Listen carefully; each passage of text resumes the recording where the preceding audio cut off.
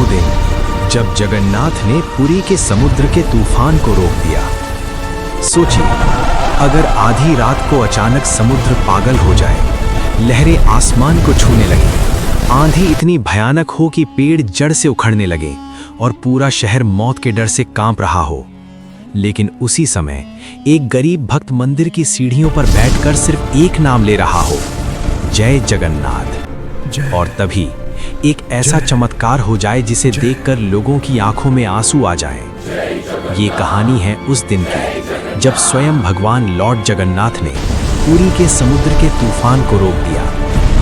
बहुत समय पहले उड़ीसा की पवित्र धरती पर बसा था एक दिव्य नगर पुरी, और उस नगर का हृदय था महान मंदिर जगन्नाथ टेम्पल, जहां भगवान जगन्नाथ अपने भाई बलभद्र और बहन सुभद्रा के साथ विराजमान थे। हर सुबह जब सूरज की पहली किरण मंदिर के शिखर पर पड़ती तो पूरे शहर में घंटियों की आवाज गूंज उठती। भक्त दूर दूर से दर्शन के लिए आते। मंदिर के रसोई घर में महाप्रसाद बनता, जिसकी खुशबू पूरे शहर में फैल जाती। पुरी के लोग हमेशा कहते थे, जब तक भगवान जगन्नाथ हमारे साथ हैं, इस शहर को कोई संकट छू भी नहीं सकता। लेकिन एक दिन ऐसा आया जब ये विश्वास एक कठिन परीक्षा से गुजरा। समुद्र के किनारे एक छोटी सी झोपड़ी में एक गरीब मछुआरा रहता था। उसका नाम था माधव। माधव के पास न धन था न कोई बड़ा घर, लेकिन उसके दिल में भगवान जगन्नाथ के लिए सच्ची भक्ति थी। हर सुबह वो अपनी छोटी नाव लेकर समुद्र में जाने से पहले मंदिर जाता। मंदिर की सीढ़ियों पर खड़े होकर वो हाथ जोड़ता और कहता, प्रभु, आज भी मेरी नाव आपकी कृपा से ही चलेगी। फिर वो समुद्र में मछली पकड़ने जाता। कभी उसे अच्छी मछलियां मिल जाती, कभी पूरा दिन मेहनत करने के बाद भी कुछ नहीं मिलता। लेकिन एक चीज कभी नहीं बदली, उसकी आस्था। हर शाम वो वापस आकर सबसे पहले मंदिर जाता। अगर उसके पास कुछ अच्छा होता तो भगवान को चढ़ाता, और अगर कुछ नहीं होता तो बस आंखें बंद करके कहता, प्रभु, मेरे पास देने के लिए कुछ नहीं है, बस आपका नाम है। और कहते हैं, भगवान को सबसे ज्यादा प्रिय होती है सच्ची भक्ति। एक दिन शाम को माधव समुद्र से लौट रहा था, लेकिन उस दिन समुद्र कुछ अलग लग रहा था। लहरें असामान्य रूप से ऊंची थीं, हवा तेज हो रही थी, आसमान में काले बादल तेजी से इकट्ठा हो रहे थे। माधव ने दूर क्षितिज की ओर देखा, जहां बिजली चमक रही थी। उसने धीरे से कहा, आज समुद्र शांत नहीं है, कुछ होने वाला है। उसके साथ के मछुआरे हंसने लगे, तू हर चीज में संकेत ढूंढता है माधव। लेकिन माधव का दिल बेचैन हो चुका था। उस रात पूरी शहर पर एक अजीब सा सन्नाटा छा गया।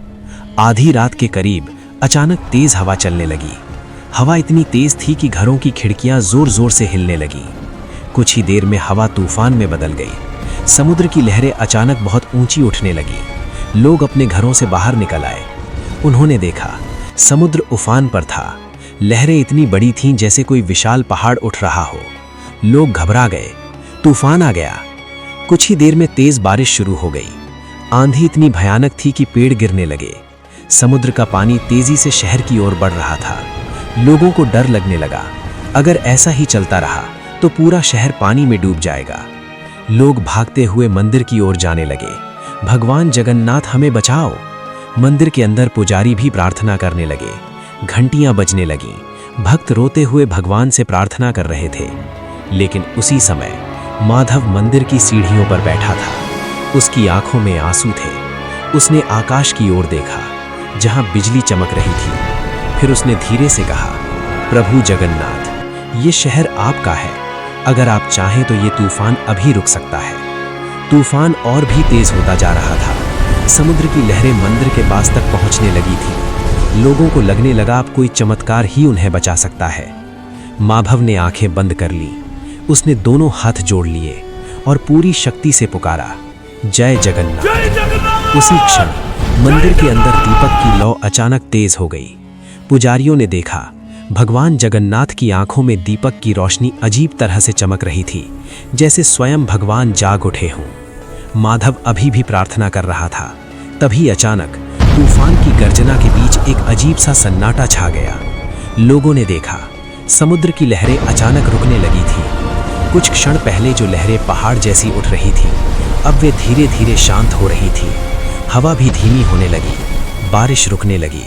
कुछ ही मिनटों में भयानक तूफान पूरी तरह शांत हो गया। लोग आश्चर्य से समुद्र की ओर देखने लगे। अभी कुछ देर पहले जो समुद्र शहर को निगलने वाला था, अब वो बिल्कुल शांत था, जैसे कुछ हुआ ही न हो। मंदिर के सामने खड़े लोगों की आंखों में आंसू आ गए। सब एक साथ बोल उठे, जय जगन्नाथ। लोगों को समझ आ गया, ये कोई साधारण घटना नहीं थी, ये भगवान जगन्नाथ का चमत्कार था। माधव अभी भी मंदिर की सीढ़ियों पर बैठा था, उसकी आंखों से आंसू बह रहे थे। उसने धीरे से कहा, धन्यवाद प्रभु, आपने अपने शहर को बचा लिया। उस दिन के बाद पुरी के लोग एक बात हमेशा कहते हैं, जब भी संकट आता है भगवान जगन्नाथ अपने भक्तों की पुकार जरूर सुनते हैं। और उसी दिन से पुरी के लोग और भी अधिक विश्वास के साथ कहते हैं कि जगन्नाथ सिर्फ मंदिर में नहीं रहते, वो अपने भक्तों के दिल में रहते हैं।